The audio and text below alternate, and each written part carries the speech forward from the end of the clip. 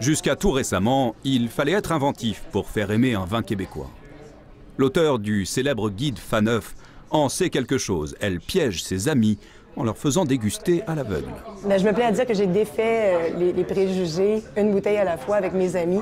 Le plus snob ils étaient, le plus j'avais de plaisir à leur présenter des bouteilles de vin québécois. Ce qu'il faut retenir, c'est que le commentaire n'était pas du tout « Ah, j'ai pas envie de ça ». C'était « Wow, c'est bon ». Le Québec sait faire des bons vins.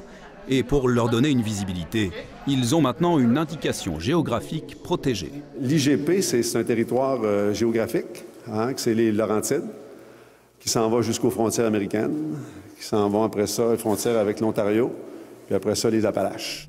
Il y a un peu plus d'une centaine de producteurs de vin au Québec.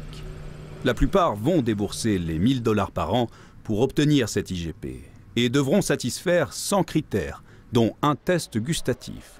Un gage de transparence. Quand c'est bon, des fois, les gens ont des doutes sur, tiens, sont un peu déstabilisés.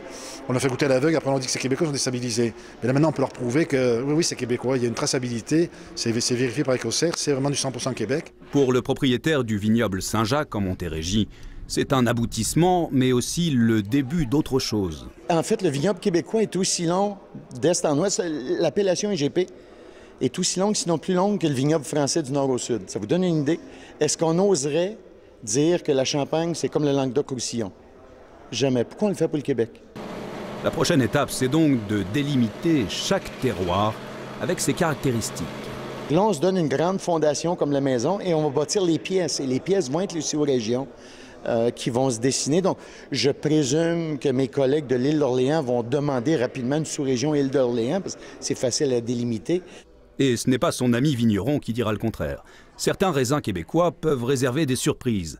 L'un d'entre eux s'appelle le Vandal-Cliche. Du Vandal-Cliche qui pousse bien dans la région de Québec, qui pousse bien chez nous, mais chez nous qui fait des vins dégueulasses. Dans le verre de l'experte ici, c'est un pinot noir du domaine du Nival au bord de la rivière Yamaska. Vous voyez, c'est plein, c'est croquant, c'est juteux, mais en même temps, c'est ultra léger, c'est aérien, il y a une belle acidité qui nous pique les joues, qui appelle un second verre. Non, je ne peux pas demander mieux, vraiment. Et quand j'ai goûté ce vin, je me suis dit, je pense qu'on vient d'arriver à une nouvelle étape.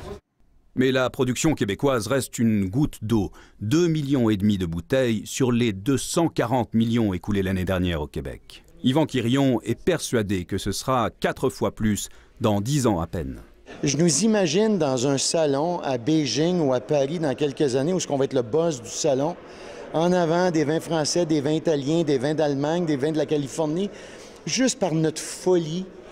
Et aussi un peu de savoir-faire qui explique qu'aujourd'hui, les vignerons du Québec ne fournissent pas suffisamment face à la demande.